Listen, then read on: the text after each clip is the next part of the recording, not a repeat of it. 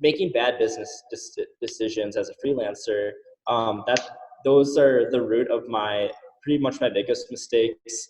Selling And myself there. short, not charging enough, uh, you know, making requirements that are pretty much like impossible to deliver by myself. Uh, stuff like that. Just and all of it comes back to lack of experience.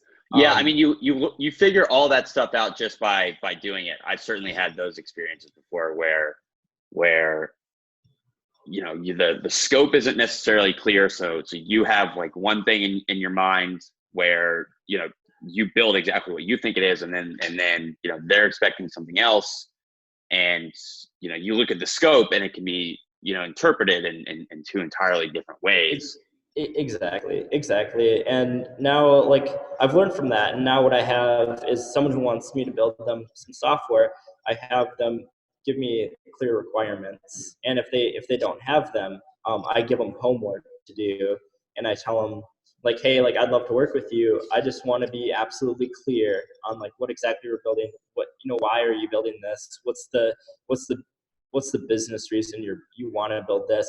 And I've also worked with people that end up taking on projects that I didn't feel comfortable doing because they're paying me money to build something, but they didn't know what they wanted. They didn't know if it even benefit their business. And so as a freelancer, like I feel like it's my job just to write software, but it's also my job to like kind of look out on the business side and say like, well, I don't know if this actually makes sense. Are you sure you want to do this? And kind of like, so like that's like the border between maybe like just freelance coding and then like consulting more on like a business level. Like, does this actually make sense? Do you actually want to build this?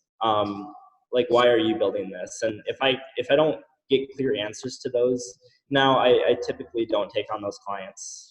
Yeah, and giving people homework, I think, is a smart idea because if they don't want to do simple homework, like are they really serious about this? I mean, you have a process that you've developed through experience of like, okay, here are the things that I need to know in order to give you a solid estimate, in order to clearly define the scope of everything that we're doing, in order to understand this at a super deep level, and we need to be on the same page here.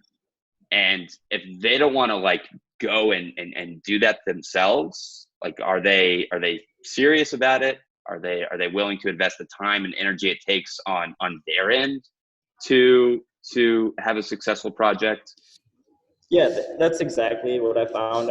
And now like and yeah, like I think like it's worked out really good, like because people that I give homework to and like they figure this stuff out, and it makes it so much easier, and they actually like figure out more about their business, and they actually dig down deeper. And then like I tell people when I work with them, I'm like, hey, like let's first determine if this is a viable thing to build, and then I have them go out and do that homework, and they come back to me. Now there's different types of clients. I must say, like these are the types of clients that come to me.